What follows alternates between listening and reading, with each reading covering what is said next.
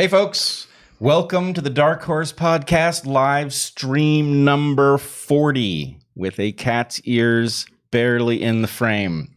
Yep. We are facing the most remarkable stuff and we are continuing to grapple with it live with you all. Heather Hying, how shall we start today? May we start with a brief reading from The Coddling of the American Mind? Excellent. All right. So this book, for those of you who don't know, by Greg Lukianoff and Jonathan Haidt, The Coddling of the American Mind, How Good Intentions and Bad Ideas Are Setting Up a Generation for Failure, was published 2 years ago this week. It's an extraordinary book. It was based on an article in The Atlantic of the same name, I believe, from a couple of years prior. And Pamela Peresky, who was their senior researcher on the book, approached us along with Jonathan Haidt just as Evergreen was blowing up to talk to us about what we were seeing there. And so we were privileged to be able to see this book as it was emerging. And excuse me. I just want to briefly summarize a couple of their main points and then read a little bit from it. So they start by naming what they call three great untruths, which are what doesn't kill you makes you weaker, what they call the untruth of fragility, always trust your feelings, what they call the untruth of emotional reasoning, and life is a battle between good people and bad people, the untruth of us versus them. This, of course, is akin to what we've been calling the battle between the star-bellied sneetches and the sneetches without. That was cat chaos in the background, if you guys could hear that. So in this final section of the book, they refer to those truths and they say, okay, but what may explain them? And they say, we present 6 interacting explanatory threads: rising political polarization and cross-party animosity, rising levels of teen anxiety and depression, changes in parenting practices, the decline of free play, the growth of campus bureaucracy, and a rising passion for justice in response to major national events, combined with changing ideas about what justice requires. So all of those, of course, are, if anything, more relevant, more apropos today than when they published the book. And, of course, books aren't written the day they're published. So when they were writing this, when they were first seeing some of these things emerging on campus in particular, and they point to 2014 as a sort of a pivot point. And then they wrote their article in The Atlantic. I can't remember if it was 15 or 16. And then this was published 2 years ago. And here we are today with, such extreme examples of polarization on the streets and all of these things, but also to look to their last one, changing ideas about what justice requires, right? So here they have, earlier in the book on page 75, 76, they describe a scene from September 6, 2017. So this would have been after Charlottesville, within a month or so of Charlottesville, I think. And I just want to read to you their description of what happened here. Appeals to common humanity still work just as well today as when Dr. King made them. On September 16, 2017, on the National Mall in Washington, D.C., a group of Trump supporters organized a rally they called the Mother of All Rallies Patriot Unification Gathering. Counter-protesters from Black Lives Matter showed up and shouted at the Trump supporters. The Trump supporters shouted back. Someone on stage told the Trump supporters to pay no attention to the counter-protesters. They don't exist, he said. Hawk Newsom, the leader of the BLM counter-protesters, later said that he expected to, quote, stand there with his fist in the air in a very militant way and to exchange insults. Tensions mounted and onlookers recorded video of the potentially explosive situation. Then the Trump rally organizer, who goes by the name Tommy Gunn, took the stage. It's about freedom of speech, he said. And in an unexpected move, he invited Newsom and other BLM supporters onto the stage. We're going to give you 2 minutes of our platform to put your message out, Gunn told Newsom. Now, whether they disagree or agree with your message is irrelevant. It's the fact that you have the right to have the message. Newsom took the stage. I'm an American, he began, and the crowd cheered. And the beauty of America is that when you see something broke in your country, you can mobilize to fix it. But then, as he spoke about a black man being killed by police, the crowd began to turn on him. They booed, "Shut up, that was a criminal," a woman shouted. Newsom explained, "We are not anti-cop." "Yes, you are," people shouted. "We're anti-bad cop," Newsom insisted. He still seemed to be losing them. We don't want handouts, he told the crowd. We don't want anything that is yours. We want our God-given right to freedom, liberty, and the pursuit of happiness. Now they were coming back around. People cheered. Someone in the crowd shouted, "All lives matter," which is usually intended as a rebuke to those who say that Black lives matter.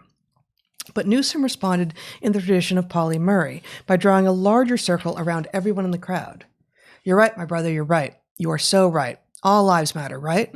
But when a Black life is lost, we get no justice. That is why we say Black lives matter. If we really want to make America great, we do it together." The crowd cheered and chanted, "USA, USA." In an instant, the two groups were no longer us and them. Their ideological differences remained, but within that larger circle around them, their enmity melted away, and at least for a short while, they interacted as fellow human beings and fellow Americans. "It kind of restored my faith," Newsom said when interviewed afterwards. "Two sides that never listened to each other actually made progress today." One of the leaders of Bikers for Trump came up to Newsom afterward and shook his hand. The two men talked and then posed for a photo together, with Newsom holding the other man's young son cradled in his arm. So that has many of the elements that we recognize from today's protests and riots, and yet has a very different tenor, in part because members of both sides, the would-be leaders of both sides, are willing to say, you have a space to talk here, and we are going to listen. We don't have to agree. People on our side may yell at you, but we're going to listen. Let me compare that to today's rhetoric before asking you to comment. On August 20th, just a couple days ago, we received an email. Actually, before I say this, I will say that actually right now, as we are live, right now in downtown Portland, there is a set of rallies and a set of counter rallies in downtown Portland between basically right of center protesters and left of center protesters. And I think that at least one of the groups right of center is the Proud Boys, and certainly one of the groups left of center is Black Lives Matter and Antifa. That's like two groups with tight correlation. And they are, right now meeting on the streets of Portland. Squaring off, which is something that they have done regularly. They effectively announce, one group announces that it will be there, the other group announces that it will show up, and things unfold from there. I should say I've attended one of these just to see what it looked like on both sides. And in general, it is a contained version of what is now uncontained in Portland. But we'll hear about it. We'll find out. But I'll bet that today's events are not as contained. In part, this is one of the first times that the people from the right have declared in advance that they're going to show up for a while. Certainly, I think, I may be wrong about this, but certainly the first time maybe in this 80 plus days that the riots have been nightly in Portland, and maybe if they showed up, it was early in this. So on August 20th, today is the 22nd, so 2 days ago, we received an email from a viewer of this live stream who lives in North Portland, which is 2 blocks from the police union building on North Lombard that has been at the center of some of the protests and riots in Portland. So there's sort of 4 broad areas, not large areas, but sort of 4 buildings really that the protesters and then the rioters have targeted. And the police building on North Lombard in North Portland has been one of them. So this is a viewer who lives just a couple blocks from that building. And he said, yesterday, these pamphlets were placed on the front porches in my neighborhood. It's blatant propaganda, and some of the verbiage is disconcerting at best. So he included screenshots, or not screenshots, he took pictures and he showed us that. So we're going to show you these. Zach, would you show the first of those 4 pictures from the, and maybe just make it a little bigger so people can see it a little bit more. Okay, it's fine. Okay, so that's the cover. Next page. Somewhere on this, we can't read this, but somewhere on this it says, "Do not expect peace from the police, a fundamentally violent institution which functions to suppress effective social movements." That's a claim. Next page. Somewhere on this page it says, "Night after night, police respond with violent escalation regardless of protesters' actions." Another claim, I think unfounded. And final page, "How you can help. On the ground, you can leave water bottles out for protesters. You can provide verbal support from your homes. Most importantly, you could join us on the streets. There is strength in numbers. The more people there are out on the streets, the less likely it is that the cops will injure people. So just one more thing before I ask us to talk about this a little bit. Zach, if you would show the video that I asked you to show from North Portland last night. Out of your house and into the street.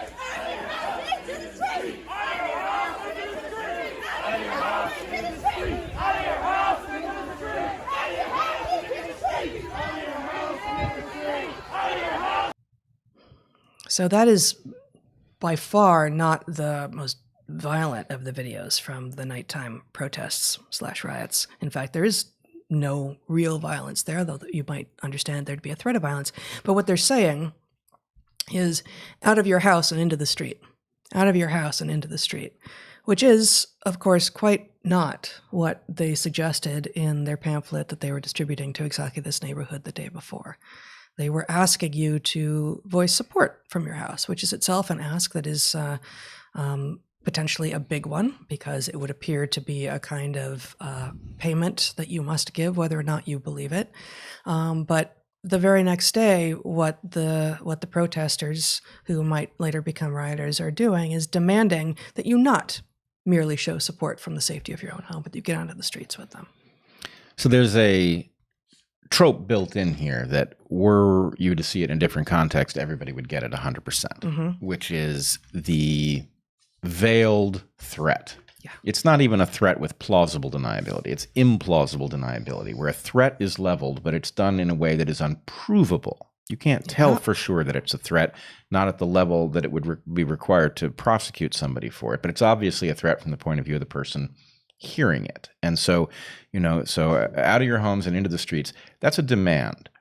A demand being shouted by people shining very powerful lights into people's homes. Imagine you were at home and an angry crowd that is setting fires nightly in Portland is outside your house. Breaking windows, breaking into buildings, police precincts, night after night. And, you could report this as protesters marched through neighborhoods and, invited homeowners to join them. I'm sure it's been reported that way. I'm sure to the extent it's been reported at all. And I must say people around the world who we're in contact with have the sense that things are calming down in Portland. Right. I see no evidence of that. Nope. It's hard to know because the protests are so concentrated that it's not like the evidence is, we don't encounter it on the way to the market or the post office or whatever. But we were assured things would calm down once the governor and the mayor negotiated that the feds would leave so long as state and local police came forward and started doing their jobs. Right. They're not being allowed to. No. But the point is, okay, so that's a implausibly deniable threat. The shining of bright lights into people's windows, and the insistence that's on the cusp of deniability, right? Zach, could you show the one that I had, the similar looking video from one of the last couple of nights? Now this one, we cannot hear it.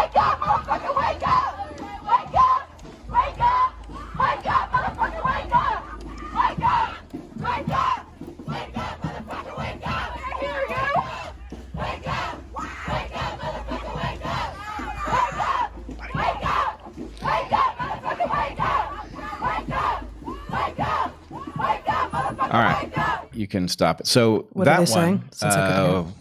wake up, wake up, wake up, motherfucker, wake up. Okay. Right? Now, that doesn't sound like an invitation. Not really. Now, it could be a temporally inappropriate wake-up call. I mean, as long as we're doing plausible or implausible deniability. Maybe they think the people of North Portland are nocturnal. Right. Who knows? But the point is, that's very threatening stuff. It's threatening to anybody who sees it. A lot will rest on the fact that you're not likely to see that. If you are tuned into certain accounts on Twitter, you'll see it. You could subscribe to those accounts and you could see the stuff from every single night. Yep. Or the few accounts that those videos are coming from have been described as unreliable because they report the same kind of story all the time. Right. As if reporting the same kind of story all the time itself makes you unreliable. when actually it's because we've got 86, 87 nights now of uninterrupted. And, you know, I can't be certain of this, but I think that from the point that violence showed up late, it's been consistent every night. There's been at least some. So, okay, you've got a situation in which if you're tuned into certain, if you're tuned in, let's say, for example, to the Portland subreddit. Mm-hmm. The Portland subreddit is quite consistent in reporting that peaceful protesters are out working hard and being attacked by police. As we would be led to believe by that pamphlet. Right. So basically you've got two stories. They're completely incompatible with each other, right? And one of them is just absolutely insistent on the fact that this is about racial injustice, that the demands are reasonable, that the response is unreasonable. Well, and I mean, there's just a couple of tropes again, phrases even, that you see repeated over and over again that seem to have lodged themselves in people's brain and that are just very effective. Mostly peaceful.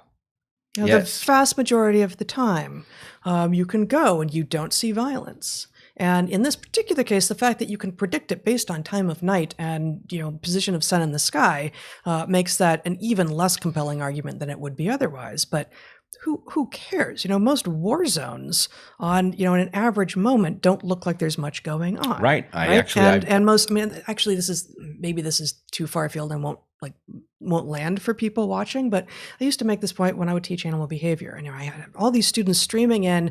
I love animals. I really want to watch animals do what they do. And I'd say, okay, I'm gonna, you know, have you be in the field doing animal behavior, and you are going to recognize how boring most of it is, because for the most part, animals sit around doing nothing, just like humans do as animals, right? You know, think about your own last 24 hours or a week. You know, how often were you doing the sort of thing that you would be excited to see an animal doing? You know, and this, you know, the moments. And for humans, you know, maybe eating would count because that would be, you know, prey capture in a carnivore, but it would just be browsing if you're doing deer behavior. But, you know, how often are they actually like having sex or engaging in territorial interactions or, you know, feeding their chicks? It happens not very much. And so the vast majority of time is spent in this sort of, you know, resting state, just like with these protests that become riots reliably. So we have not talked about this in advance, but of course I was thinking the very same thing, and I did a few back of the envelope calculations. Really? Yeah, it turns out I don't see an envelope. World War I was 81% peaceful. 81. Yeah. Yeah. World War II. You got the receipts for that. World War II was more than 85% peaceful, and here's the one that really blew my mind. World War II was more peaceful than World War I. It was more peaceful. Amazing. The presidential motorcade in Dallas in 1963 was 99.8% peaceful. It's just that one moment. Just a very brief moment of not peace. Yeah. So anyway, yes, these calculations about how peaceful something is can be very misleading if you're not paying attention to the objective, which actually is to wield power. Well, and like I'm banging this drum all the time, but it's another form of enumeracy. Like, oh, mostly peaceful. Mostly doesn't mean what you think it means there. It's doing a job that is rhetorical, that is political, that is achieving a goal. It's not actually describing something that is meaningful in the way that you think it is. Yeah, it describes nothing. And it's obviously completely preposterous. It's a phony story here. And so, all right. The fact of us being unable to agree on the basic facts of what is taking place. If you're paying attention to the Portland subreddit, you get the sense that there are protesters who are under attack by the police, that's what's going on. Sure. If you're paying attention to Andy No or this account, BG on the Scene, who's been documenting these things. That's where that first video was from. Yeah, So. you have a very different impression. Now, the fact is, the Portland subreddit cannot marshal evidence that these protests are peaceful in light of the fact that what they do is fail to report the part that isn't peaceful. So that's not really... It's verificationist. It's verificationist. Mm-hmm. On the other hand, Andy No and BG on the Scene and these other accounts that have documented this have shown you evidence. Now, it is possible... And I'm not saying that these accounts do this. It is possible to misrepresent this as what is going on across Portland, which is not true. Or right? to show evidence of of rioters being violent and not to show evidence of police being violent. That is certainly a way that that those videos could be cherry picked to create a narrative that is not true. Right. It could be cherry picked. On the other hand, there's certain stuff here that's just very completely unambiguous. And if you have done what we've done, which is check in on what's going on in Portland, it's very clear what's going on. You have a peaceful protest that precedes a riot. The riot is reliable. It involves arson. It now involves harassing people in their own homes. It involves breaking and entering. Let's see, Zach, do you want to put up the fire? So we have nightly fires. This one, I believe, is from last night. Again, this is VG on the scene. This is a... What did that lime scooter ever do to them? Yes, this was falsely reported as a bird scooter. It has now been corrected to a lime scooter. Oh, I got it right. You did get it. Right. You yes. nailed it. That is some reporting on the ground right there. Wow. False reporting is the wrong kind of scooter. Wrong brand of scooter. Yeah. But, I mean, here's the thing. Okay, these things are being lit on fire. Trash cans are repeatedly being lit on fire. This is actually releasing toxins into people's neighborhoods. This stuff actually gets breathed by people. Sure. But what it's also doing is releasing pent-up energy. Right? Well, sure. And this, so the cover story is one that some of the people engaged in this behavior actually believe. And it is nearly impossible for people in the midst of such activities, especially emerging as they have after, I mean, at this point, the protests and riots have been going on for longer than the lockdowns did before they started, which is amazing. I remember when they started, it felt like, well, this is how the end of lockdown will reveal itself. It's like, no, we're still in Portland. We're still in, phase 1 or something of reopening, and, the schools are staying virtual and all of this. But people who are engaging this, and even most of the rest of us, cannot begin to fathom how much of this is about the manifestation of a mental health crisis. A mental health crisis that is only going to get worse. Here we are in the northern temperate zone. And indeed, for those of you who aren't in the Pacific Northwest, who have this image of it being rainy all the time, we truly have the most beautiful summers on the planet. Brett and I have been, not all over the planet, but a lot of places. And there is no place else we'd rather be. July, August, September. It is gorgeous. This year has been a little bit weird, but in general, clear blue skies and 80 degrees and, going down to 50 at night and no humidity and just completely gorgeous. And it will become dark and cold and rainy and depressing soon. The days are getting shorter faster now than they have been. And the election is coming. What is this going to look like? The only thing that will keep the stuff going on in the streets in check is the fact that it will be harder for people to motivate to leave their homes when it's gross and cold outside. But this is peak beauty here in the Pacific Northwest. It does make it easiest to get out there, but it's also the moment when people are probably at their mental health peak in general in the year. And there's no end in sight to lockdowns, to virtual schooling, to being able to go back to live theater, live music, bars, clubs, hanging out in restaurants inside safely, hanging out at restaurants outside, is pretty safe. And I know some of the restaurants are open inside, but probably not safe. So what is going to happen? It is a toxic brew. You said, it's going to release toxins when they're setting fire to this stuff. Yes, It is. But it's also this release of energy that is not in and of itself healthy, but is also not fully released. Yeah, we are headed for a calamity here. Zach, can you put up the public service announcement video? It shouldn't be that way. Honestly, we should be getting paid because we're working so fucking hard. So donate to us. Make sure these things keep happening and you keep coming out here and getting more angry every day because black people are still getting killed. Whether you see it on the news or not, black people are dead. So in that video, the person making the announcement makes the claim, and it's very familiar to us from what happened at Evergreen. In fact, a lot of this is, and I've seen people comment on... What is he saying? She is saying that the protesters should be paid for what they're doing. And there's this sense, it's either a complete lie or it is a level of delusion that is almost inconceivable.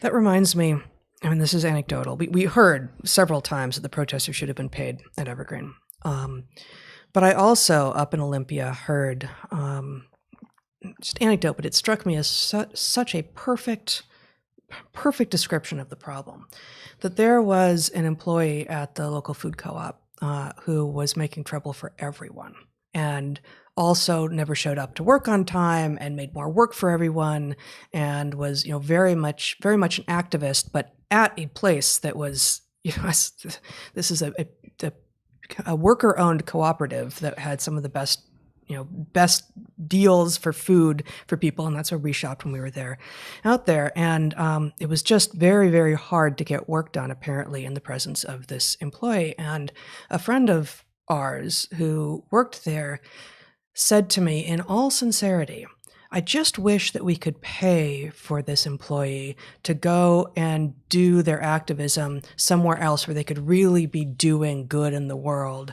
and allow us to do the work that we need to do here. Like, actually hoping for payment within a not very well-funded people's food cooperative to basically offload, to make this problem person an externality into the rest of the world. So much of this comes down to a failure to extrapolate about the simplest and most obvious kinds of game theory. But when you have a problem person who people think, well, maybe if we pay them to be a problem elsewhere, we can get our work done, they can do their important thing. In effect, that's what this protest is. This protest is a demand for a transfer of resources, power, well-being. Yep. Does anybody think that this movement is composed only of good people? Because if it was, how would it not accumulate bad people, given that that's what it's angling for? Wouldn't it tend to attract them? Of course. And but again, with this mostly X configuration, right? Like, even if, and I don't think this is true, but even if Black Lives Matter, for instance, was started out in good faith by really good, honest people who really wanted only the best for Black people and saw the injustice around policing that appeared to be racially motivated and courts that were still racially motivated and all of this, that entirely benign and good faith movement would come to have some people who would game the movement, and then you could still claim, well, it's mostly good faith, it's mostly doing the right thing. Doesn't matter. Bad faith actors win, even when they are a tiny minority. In fact, they win less often at the point that they become a majority. There's a density dependent issue here too, that it's harder to do your thing at the point that you are becoming more and more densely represented within a population if you are a bad faith actor. So it strikes me that we are seeing, I hear a lot of metaphors, and I've wielded many of them myself. I've long argued that what we're seeing are Trojan horse arguments, and I think that's a very powerful way of seeing it. But one I have not heard said very frequently is the wolf in sheep's clothing. And I think we are seeing something general of this form, So you have a lot of these rioters. In fact, it appears to be the great majority of the rioters are white. They are masquerading as champions of Black people, which makes them almost impossible to challenge in the current political environment. Yeah. Right? Because Black people have a real claim on long-standing injustice, systemic and otherwise, in this country. So if you claim to be standing with Black people, then you can get away with crimes that other people could not get away with. And that's happening now for 80-some nights. But we are also seeing, you and I have trans friends. They want to be treated decently. They want to be able to navigate their lives. They want it not to be the only feature of their lives that anyone ever talks about. They want it to be a feature of their life at a similar level of everybody else's sexuality, where it's not the thing. Sex ID, yep. Yeah. But we also have people who are clearly abusing the category in order to get away with all kinds of obnoxious behavior. So that is to say, the dragon that is masquerading as the damsel in distress is a very difficult entity to fight, right? And so there you got a protected category. Call me ma'am. Right, exactly. And so there is, I don't know how obvious this would have to be in order to be able to get those of us together who want to live in a decent civilization and say, actually, we have an obligation to put down this protest, because this protest is simultaneously not what it appears to be, not what it claims to be, is engaged in, I mean, I don't know how much clearer this could be. You have people living in Portland terrorizing fellow Portlanders. In what universe is that acceptable? Even if those people who were being terrorized held obnoxious beliefs, they are entitled to hold obnoxious beliefs. That's part of the freedom that allows the system to work. But there's no evidence that these people hold any obnoxious beliefs that would warrant any such thing. So you have to put down this protest, but you can't do it because somehow this tiny number of routinely violent people is wielding a totally phony story. And here's the key, is that we have descended from a polarized society in which there was overlap, in which we believed, into a discontinuous polarity, where we don't agree to the same facts. And that means that if you are of the verificationist stripe, where you subscribe to, somebody who's going to slant the news in a way that will make you happy, then you do think there's a peaceful protest in Portland and that it's being attacked by police, and that they successfully drove out the feds who were sent by Trump with no provocation. It is now considered sufficient to know who said a thing, to know what you think of it. You do not have to know what the words are, what the thought is, what the idea is. All you have to know is the person, and that person has already been slotted into I agree or I don't agree categories, and that's sufficient. And I think this is part of why we are confounding to the extremes on both sides, because we won't say Orange Man bad, and if Trump said it, it has to be evil. And we also won't abandon the fact that we are actually progressives in the old style of progressivism, but hold no truck with this nonsense authoritarian garbage that threatens to destroy civilization. And most importantly, I mean, this is implicit in what you just said, but most importantly, we do not in any way avoid the evidence that comes from the other side. Right? You've read Kendi, right? Yeah. So in fact, that's where we're going next. We're going, but we need to connect a few things up here. So one, I'm not done reading Kendi, unfortunately, is part of why my voice is like that. I'm still in it. In a mafia movie, if somebody comes into the shop and they say, "Oh, it's a beautiful shop. It sure would be a shame if something were to happen to it." Okay, it's a protection racket. We all get it. That's the trope, right? Yep. Same thing is happening here, where you've got a protection racket that is threatening people unless they join up in some visible way and lend their fuel to that fire. And I should say, we've had this happen personally. We've received correspondence at home signed by people who claim to be Antifa, and done with the appearance of a greeting card. That is an amazing fact. It's meant to be taken as a threat, and and it, if one says I've been threatened, then it can be taken as a greeting card if that's what you're inclined to do. But at some level, the words were written on a greeting card.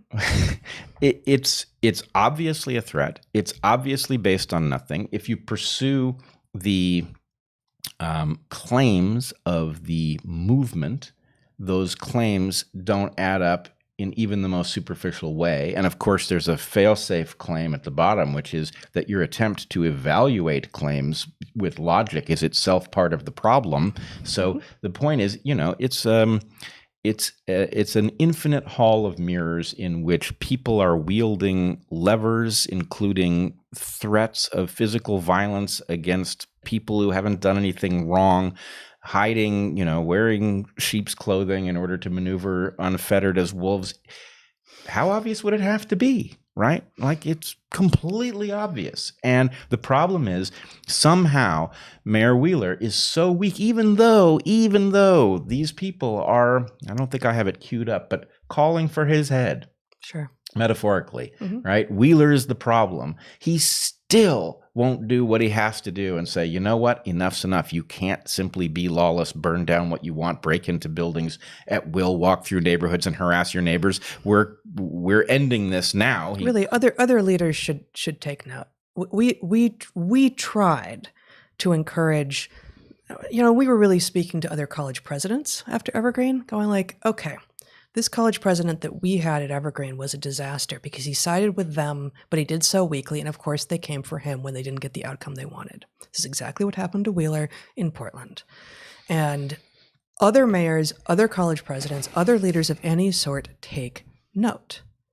Pretending to be on their side, or even actually really thinking that you're on their side, you're going to sign on as an ally and you're going to do their bidding, you're not safe. You will not be safe. And more to the point, because if you took that position with any sense of good faith at all, you were supposed to be protecting your constituents or your students and faculty and staff, depending on what kind of organization you're in charge of. You are doing the opposite of keeping your people safe by doing that. You need to stand strong against this stuff as early as you can and back it up. And that is not to say that there isn't a place for good faith protest. We need that in a democracy. We 100% need it. But this thing that is happening to Wheeler, utterly predictable. Totally predictable. Utterly predictable. An early version of this happened last summer with the protests at the ICE buildings, I think, and he did exactly the same thing then. Of course, he's not going to win against these people because they can tell that he doesn't really know what he's doing and he's not really on their side. And also, this form of allyship is not really ally. It is you're useful until you're not, at which point we'll kick you to the door. All right. Before we move on, I want to point out, you read that description from Coddling of the American Mind, known informally in some circles as Coddling. The Coddling. About Hawk Newsom, who had gone to the Trump rally as a BLM supporter and had that very extraordinary interaction. Now, if you haven't seen the video of that interaction, you should look it up. Just look up Hawk Newsom. I'm sure it's on YouTube. It'll be one of the early results. It's an absolutely beautiful thing. And I must say, it represents a possibility that hovers everywhere, right? People are, in general, decent. And if you are willing to give them a chance, they will very frequently give you a chance, and you can cross these bridges. And you and I have been doing this. It's extremely rewarding. There's no reason you shouldn't do it. However, the tragedy of that particular case is that Hawk demonstrates on video, and many people saw it. I mean, it was like the kind of stuff that brings you to tears in an environment like this, that Hawk obviously has that capacity within him. As did the leader of the pro-Trump movement, but I don't remember his name. Absolutely. Yeah. However, if you will check in with Hawk more recently, he is no longer of this mindset. And I think that this represents really a catastrophe because... What do we see? Well, so you should look up a podcast that John Wood Jr., who, if you're not familiar with him, but that sounds familiar, you may remember him from the Black Intellectual Roundtable that we did on DarkHorse. So John Wood Jr. Is an ambassador for the organization Braver Angels. And the Braver Angels podcast, John had Bob Woodson, a friend of ours, on with Hawk who Newsom. Was Bob Woodson, who marched with King in the 60s. He's an original civil rights activist from the 60s. He is an original civil rights activist, and this is interesting. He marched with King. He was originally very much on board, and then he watched the movement change, and he parted ways with it, and he's been doing amazing work ever since. So really high quality work that has saved a great many people. But definitely speaking now from the right side of the aisle, not the correct side, the right side. So he's a Republican now. He is, but at some level, he is on the personal responsibility side of things. On the other hand, personal responsibility demonstrably works, and he has been absolutely tireless about this, and the positive effect is undeniable. So he speaks with a great deal of credibility.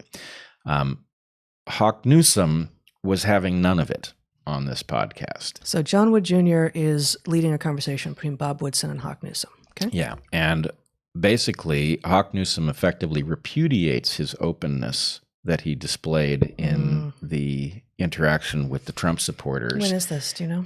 It's last 3 months. Okay. Yeah. I mean, it's so sad. And it unfortunately reinforces the point that I was trying to make, which is that even this book that was written 2 years ago, that was published 2 years ago and written 2 years and 1 and 2 years before that, which was pointing out how dire a situation we are in, and was able to find a couple of examples of good faith and openness. Even those doors are closing, right? Yeah. And that we are not seeing anything of the kind of openness and generosity of spirit, or imagining that other people have intentions and honorability just like you do, that we were even a couple of years ago. So I think the thing that I'm getting out of it, even in a very polarized environment, there are still things on which you might agree. Yeah. Right? In other words, there are things that are simply good for the nation, and we can be divided about a lot of stuff, but we should agree, obviously, on the stuff that's good for all of us. Why wouldn't we? It'd be insane not to, and it would be crazy if there was nothing in that category. But our style of interaction has now produced an assumption that if it's good for you, it's bad for me, right? This can't help but be a disaster. And what it means is that we are botching the stuff that should be within our grasp. Yeah. Right? If everybody feels good when they watch a BLM guy and a Trump guy have a positive interaction in which they come to agreement about the fact that all lives are valuable, right? If that makes people feel good, you would imagine there'd be a lot of it, because it would be but what happens is one gets demonized for it. So if you have polls that are serving their own interests, selfish polls that don't want us to find common ground because it is not in their interest that we do so, what they will do is they will demonize you when you seek it. And I must say, this is in the Unity 2020 context, I have seen a huge outpouring of patriotism and decency amongst people who have gravitated to it. But I have also seen the most amazing emergence of this bitter, toxic, cynical, despicable voice, right? Where people, look, you can disagree with Unity 2020 if you want, right? You could say, well, it's too late. You could say, I don't believe that your anti-spoiler measures are actually going to work. So we have to reject it. But the thing that has come back at me has been the accusation that it is not a good faith proposal, that I am actually up to something, that I'm working for somebody, or that I'm trying to accomplish something greedy or something like that. And it's a shocking thing. But if you take out the content of that accusation, it's always the first thing that shows up, though, isn't it? I mean, we've seen this, and we've heard from other friends who've gone through the looking glass that is one of the first. If you emerge and you're standing, if you have a movement that appears to be, that has some traction and has some support, the things that start getting lobbed at you are, you're working for Koch brothers, right? You're part of the Fox News network. You aren't what you say you are. You're grifting. All of these things will show up. You're serving your own interests, right?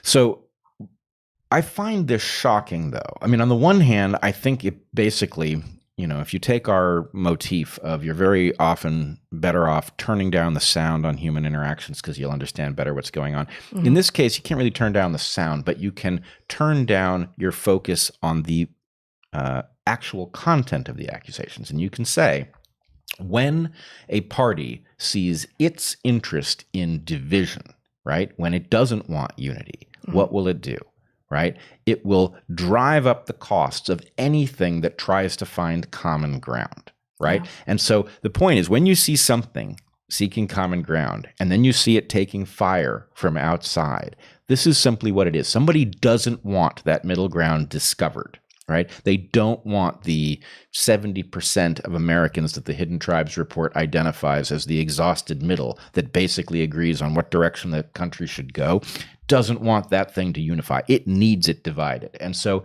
that the punishing of the honorable middle is just so despicable, and we should name it somehow, and then just learn to recognize it, because it's going to happen every time. And since the only way out of this pickle is finding some path in which we can do what Hawk Newsom did in that interaction, where we can cross bridges and find the humanity in our fellow Americans or fellow Portlanders or whatever. If that's what has to happen, then we've got to be able to resist the accusations that come back at you when you attempt it. Yeah.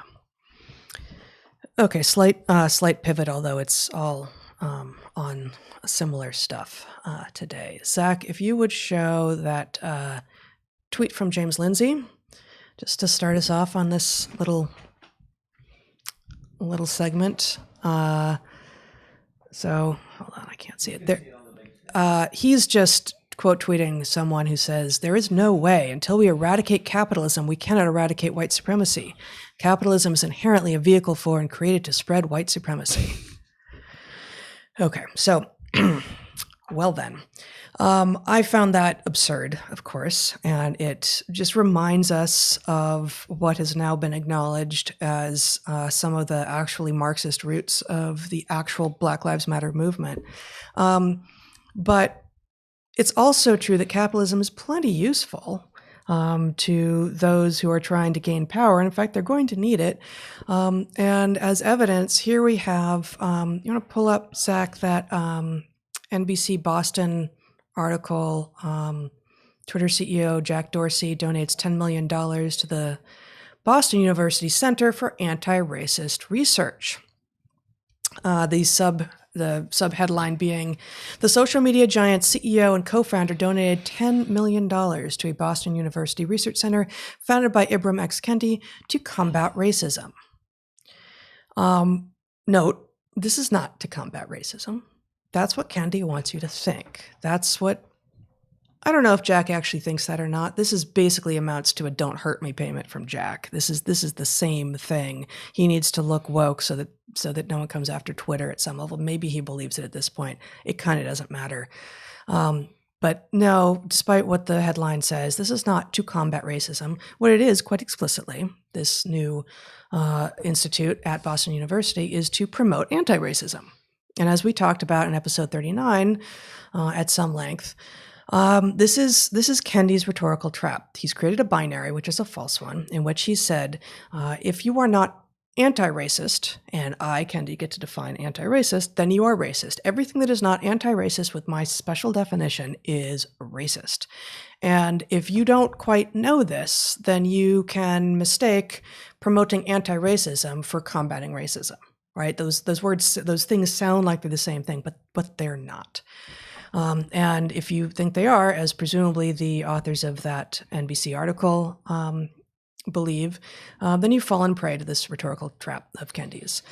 So no, once again, you should be opposed to racism, obviously, and you should be opposed to anti-racism, which no, is not in fact a racist position. So not only is this being, this is awful, that we've got a drop in the bucket for was it Jack Dorsey?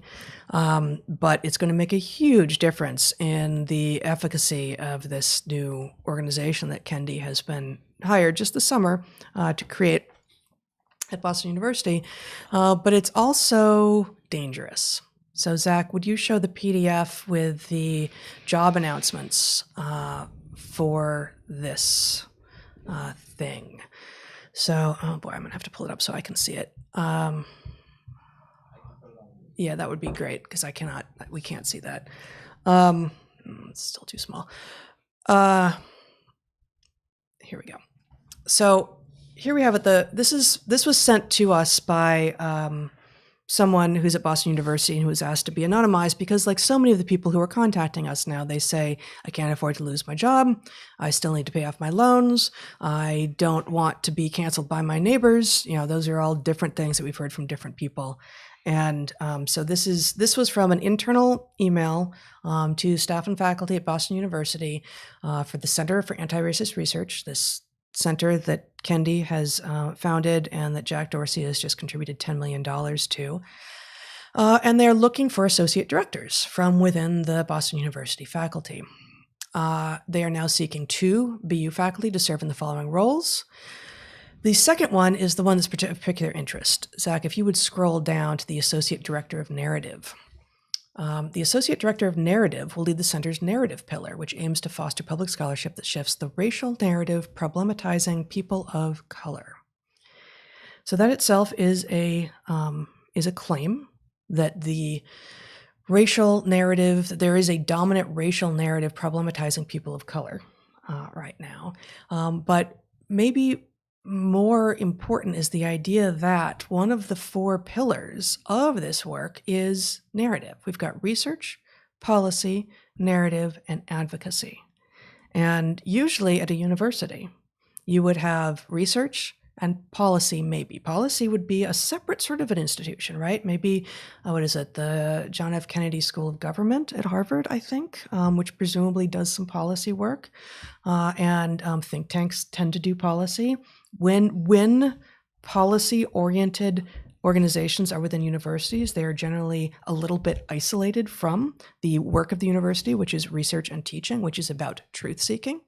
So not only are research and policy here together, and fine, maybe this is that sort of institute, but narrative and advocacy. And if you click through onto some of the actual links on the site, you find that they are talking about training journalists and working to get into extant journalistic outfits with the narrative that they will be creating, which strikes me as so dangerous and so counter to what should be happening at university that I can't believe I'm still surprised, frankly. Yeah. Well, it is the type specimen of everything that we and others have been talking about on this front. You cannot be, as Jonathan Haidt has clearly pointed out, you cannot be a university that is focused on truth-seeking at the same time that you are focused on social justice, that these 2 things are distinct. And that they are in a trade-off relationship. But the very idea that this institute is constituted around the idea of research at all, what is there to research, right? First of all, we've already had the conclusion spelled out up front, which is that anything that isn't anti-racist is racist, okay? So that claim ought to make very clear that there is no research to be done, because that claim is false, and it already dictates the 2 categories that things could go in, leaving no opportunity that anything is anything else. Worse, the category of anti-racist is specifically defined by Kendi as positive discrimination. Yeah. Well, it doesn't have to be, but anti-racist is about equity. And equity is about equality of outcome. So when, given that equality of outcome is what you need to be fighting for if you are anti-racist, then positive discrimination is almost certainly going to be a tool that you need to deploy, right? Well, and he specifically says. Oh, he does. It's just not central. Positive discrimination isn't central to the definition, but it's clearly all you have to do is follow it 1 or 2 steps, and he does repeatedly in the book. So, how to be an anti-racist. We have said repeatedly that the problem with this movement is that it does not wish to end oppression; it wishes to turn the tables of oppression, and that this is specifically that put in a form that is hard to fight. So I'm going to try to be Kendi here for a minute and say, well, we're not trying to turn the tables of oppression. We're trying to make everything equitable, that's certainly how could you object to that? Aren't you just trying to maintain the position that your white supremacy has granted you all of these thousands of years? My white supremacy that I said it with straight face. Presumably earned as my ancestors were being persecuted by the same white people that you're complaining about. My ancestors who were literally being enslaved in the heart of Europe in the middle of the last century. Yeah, that white supremacy. Yeah, that white supremacy. Okay, so I mean, obviously that's easy to knock down. Not that anyone else seems to be doing it, but what do you do with the argument that will come back? No, we're not trying to turn the tables of oppression. We're just trying to make things right. Well, first of all, I would just say, game theoretically speaking, no, you cannot do this. Second of all, if you were even trying to do this, you would be spelling out an end point, right? Because the problem, and they are the end point is equality of outcome in every regard, right? Except for the game theory, because if you set up equality of outcome, well, no. So the game theory explains why you can't get there. But I think that is the stated goal. I would say more relevant than the game theory says why you can't get there. Actually, your stated goal isn't yet fully stated enough because it requires exactly the racial categories that you all, legitimately complain about, criticize. And, how is it that we will keep dividing these spaces up? And, this is part of what the rise in transactivism is about, right? How is it that we will keep on dividing these spaces up so that now, it's only disabled trans people from the Pacific Islanders who are underrepresented in college administrations, and therefore we definitely have to hire one of them here. So, if you can continue to make new categories all the time, there is no endpoint and there is no win that is even imaginable. But put that aside. Even if you had stable racial categories, which who wants that? But even if you had them, you won't get there because it will fail because of game theory. Well, yes, it will fail because of a massive collective action problem and a free rider issue, which is if you demand equality of outcome, then the person who profits most is the person who invests least. So you're basically setting up a system of freeloading that has no mechanism for policing. And so anyway, the whole thing is so obviously wrong at such a simple level that nobody as smart as Jack Dorsey could possibly believe it. But here's the thing that I get from this Dorsey bit. You point out this is a small amount of money to him. Mm-hmm. It is a huge amount of money in an academic context, and to the vast majority of us, right?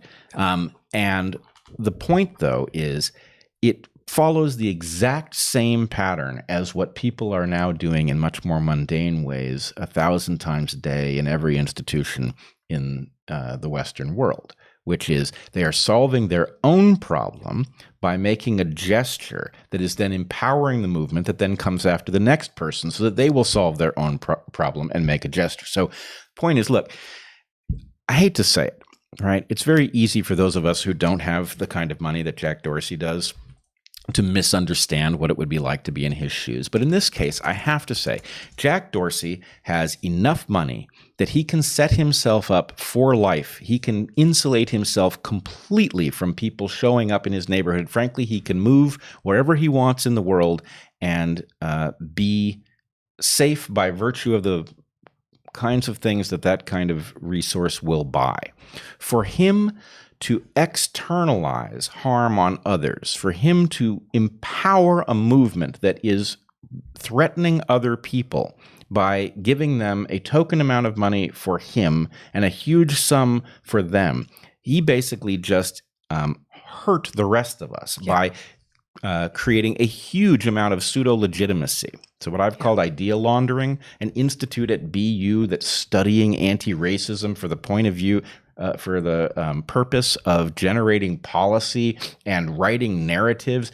This is nonsense. And Jack, you just threw a whole bunch of gasoline on that fire, presumably to solve your own problem, and it's absolutely unacceptable. I'm reminded of the famous, I want to know how to pronounce his name, Martin Niemöller. Do you know how to pronounce this guy's name? First, they came for the socialists. Quotation. So let me just read it first, and then say what I hear you saying as the modern update, which is just horrifying. So he wrote, no, I'll just read it. You can show it, sure. First, they came for the socialists, and I did not speak out because I was not a socialist. Then they came for the trade unionists, and I did not speak out because I was not a trade unionist. Then they came for the Jews, and I did not speak out because I was not a Jew. Then they came for me, and there was no one left to speak for me. Well, the update that you were suggesting, that Jack Dorsey, everyone from Jack Dorsey to the people with BLM signs on their lawn who put it up for fear that they would be the people who would next see the lights shined in their windows and be told to get on the streets or else they aren't part of the right side here. First, they came for the socialists, and not only did I not speak out, I explained to them why the socialists were wrong.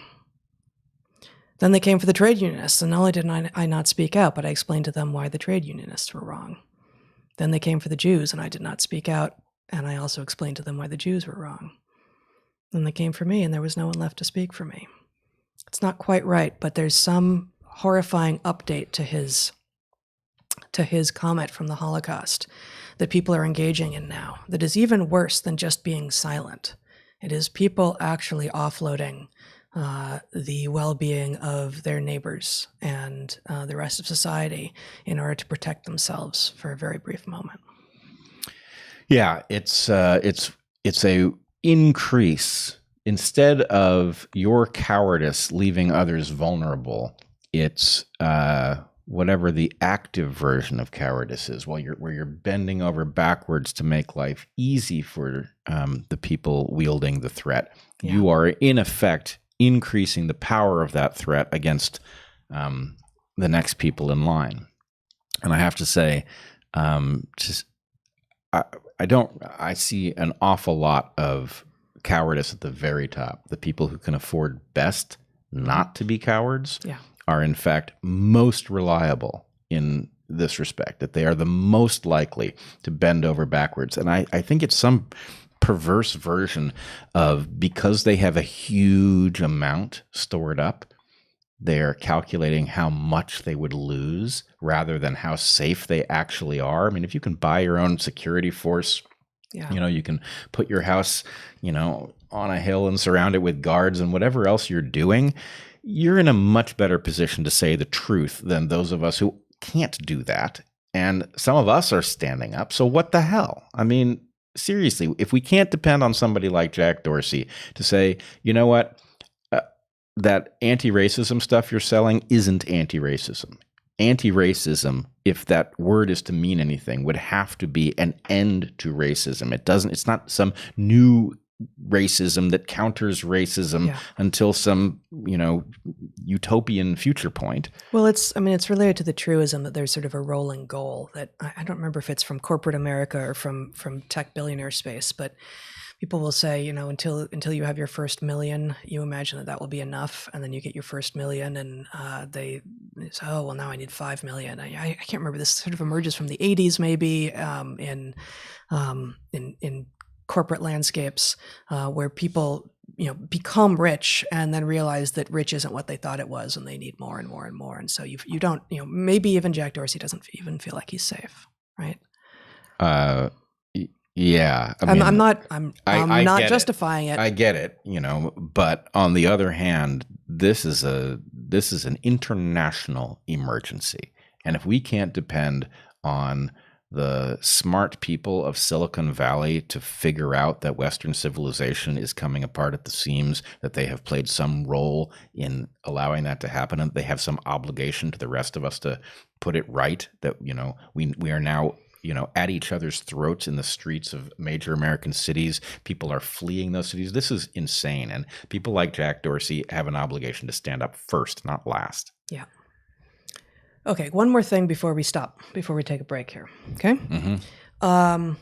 Zach, would you show the ABC, the Australia article that I gave you? Yes. Hotel quarantine officer quit over coronavirus safety concerns as inquiry hears of dehumanizing experiences. First, just the first paragraph here. An authorized officer put in charge of hotel quarantine operations at Melbourne hotels says he completed diversity training but was given no formal instructions on how to use personal protective equipment. And there's a video which we'll link to this in the description or a pinned comment on this video, wherein you can see this, in which he is asked by an investigator, okay, what were you exposed to? Well, I got training in the app, and I got training in diversity, inclusion, and equity. Well, did you get training in what the virus is or how to help people? Do you get training in how to use PPEs, how to distribute them? No. So, and of course, there's this is coming in the wake of these big outbreaks that are happening exactly there, but for which maybe we would never even know, right?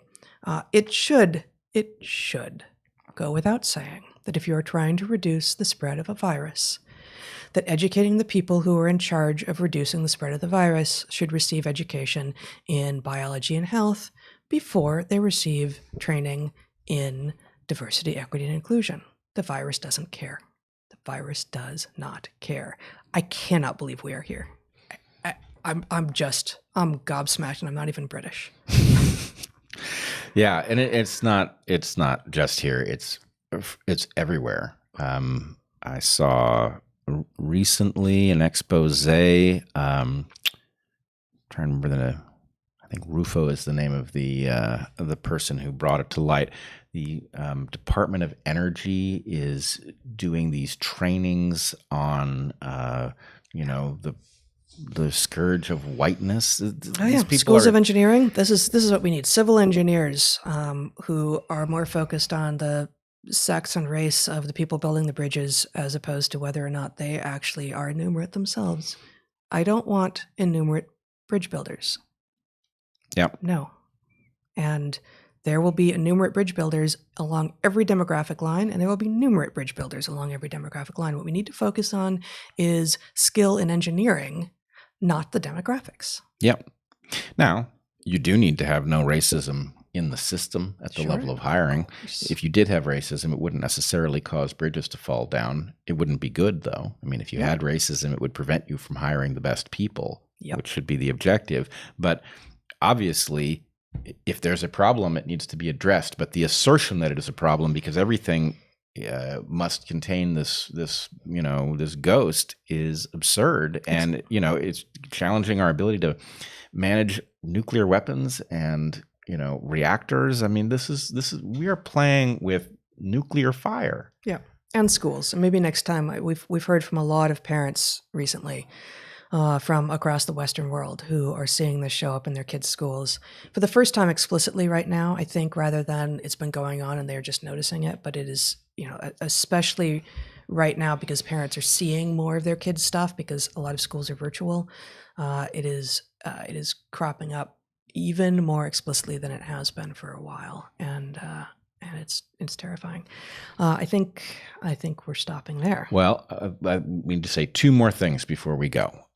One, I want to just connect up a thread that just as it is true that we should be eager to find places on which we have agreement that allow us to move forward on that which is in everybody's interest, and we're not having that because our level of polarization is now discontinuous. You have two separate stories that don't reconcile. Mm-hmm. This is really the explanation for what happened to us with respect to COVID-19. That what happened was, instead of recognizing, oh my God, this is a dangerous situation, we don't fully understand it, but we certainly have an interest in containing this as well as possible, we got two versions, both of which turn out to be wrong. One was very focused on the rate of death, which was the wrong focus, and that undercut the developing understanding of the hazard that this poses in other ways, the brain damage, the circulatory system damage, the long-term consequences. Which, to be fair, would have been less obvious early on. Sure. Right. But the point is, we all had an interest in finding out what the actual damage and risk was. But the basic point was, half of us who were very concerned about this were being treated as nervous Nellies. We turned out to be right about the danger, but the danger wasn't where we initially thought.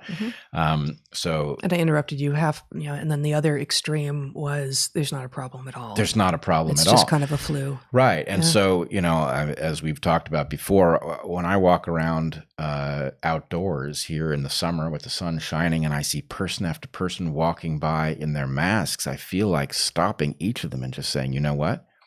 Outdoors, it's not like you're standing and talking to somebody, face to face, walking around outdoors. You should take that mask off because you're going to need to wear it at times you don't want to. So, this is the right moment. So anyway, you've got people who are sort of broadcasting their fealty to the mask wearing regime rather than even on bikes, right? So the four of us went on a long bike ride yesterday, and the number of people we passed when we were on a bike path who were wearing masks was surprising to me. It is surprising, and it just it's a needless cost. And and they look at us askance. We may have masks around our necks, but they look at us like we're on the other team, and it's like no. We're just doing what the science suggests would be the wise thing to do. But anyway, this would be so different if we were having a national conversation about the developing understanding of COVID and how to address it in the least psychologically and physically harmful way possible, instead of having two teams, both of which aren't making sense. So anyway, I don't know what the distinction is between a very polarized situation in which there's still an understanding of there being some common interest, and one in which if it's good for you, it's bad for me. And that's the only thing I'm sure of, right?